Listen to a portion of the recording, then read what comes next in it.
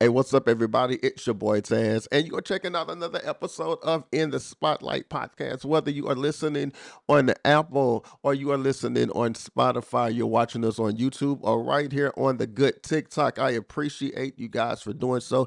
Do me a favor and subscribe, and whenever you follow or subscribe, well, if you subscribe, thank you. But if you follow, I'll follow you back on whatever platform you are watching this on. I am very excited about just this little bit that I'm going to discuss. There is a TikTok, I don't necessarily want to call him a TikTok star or whatever influencer. He's just a regular person that just so happens to have like 1 million followers. So I guess he's an influencer, right? I want to talk about Leo Skep. He is this guy he's a wonderful guy, often misunderstood, I would want to say. But let me do this. Christian folk, leave this man alone and let God do what God do in his life. If you follow him, you know that he's began this journey in learning more about God. He recently purchased the Bible, the exact kind of Bible he wanted with the lamb skin and the gold pages and all the stuff. And he's been reading the Bible and he does lives or he'll do videos just telling what he get from the Bible. And I think it's exciting to see because I always say that God will allow us to develop these huge audiences just so that He can get our attention. And then while we have 1 million followers and then we're learning about God, then we put God in front of 1 million people. But what I don't like is this. And I understand if you guys don't necessarily get it, but we are I feel like a lot of us Christians are thirsty in the fact that now that he's finding God, there's so many comments. I don't understand how people be like, we want you to find Christ, people, but then after we find Christ, we want to dissect what you should or shouldn't say, what you should or should.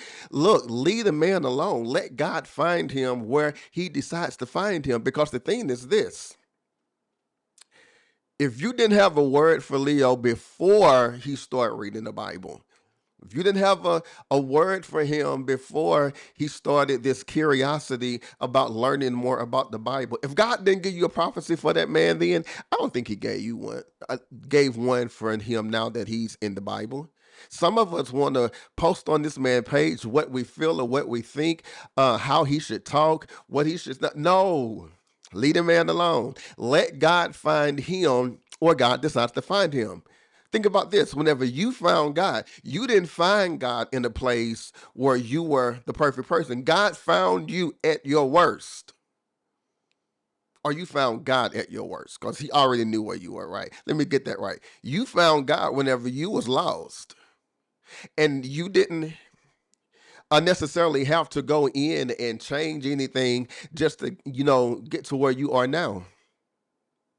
I love the fact that Leo is bold enough where he is with his belief to read the Bible. And yes, he does cuss a lot.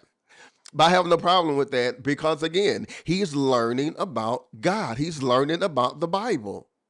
He's learning about God's love, and even like the video I saw today, and I literally think that this is God just trying to get his attention. He had a Asian nurse. He was away for a long time from his home. The Asian neighbor was gathering his stuff while he was gone, and whenever he went to pick it up, she asked him if he had food, and it touched his heart. He cried. He went out and got her 2 dozen of yellow roses, gave her a Versace vase. Hey, I want one too. You're right here in Dallas. Anyway, I believe that God placed that lady in his life at that time to just show him love. But what I don't understand is how Christian folk get in this situation to where because he's not talking the Christian way. He uses words that are not Christian like. We want to judge and say it's either real or not real or what he should or shouldn't say or all this mess that don't matter. God is not concerned about that. God is concerned about the fact that I got someone's attention. And at the end of the day, for me, that's all that matters. I'm not concerned about all the other stuff. All I'm concerned about is and excited about is the fact that I see someone who is excited to know about God in a time and place where knowing about God in this climate is very few and in between. So the fact that God got his attention, I'm here for it. 100%. Go God. In the meantime, Christian folk, get off this man back. If you didn't have a word for him before he started to look at the fact of wanting to get to know God, if God didn't get you a word for him, then I promise you the word that you have for him now is something made up.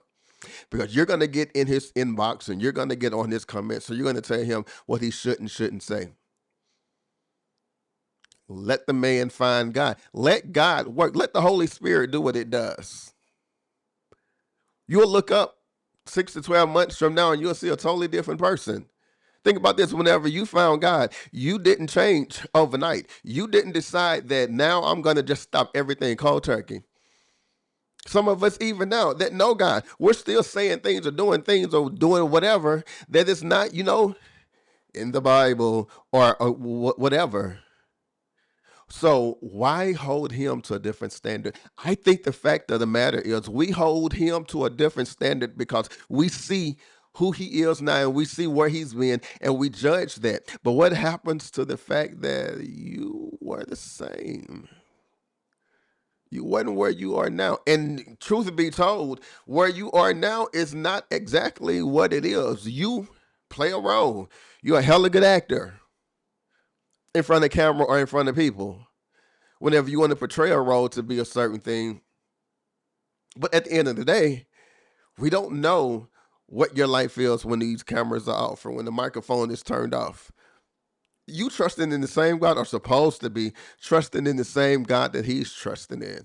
So why not just allow God to work and y'all take y'all hands out of God's way? Let me say it again.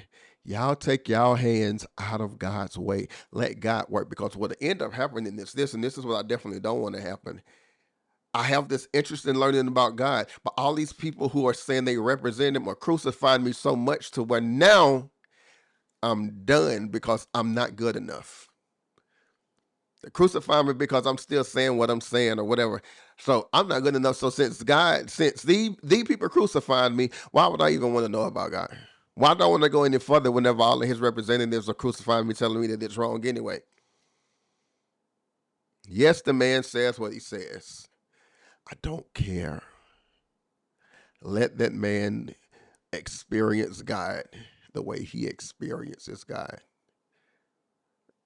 There you go, right there. Follow, follow, follow.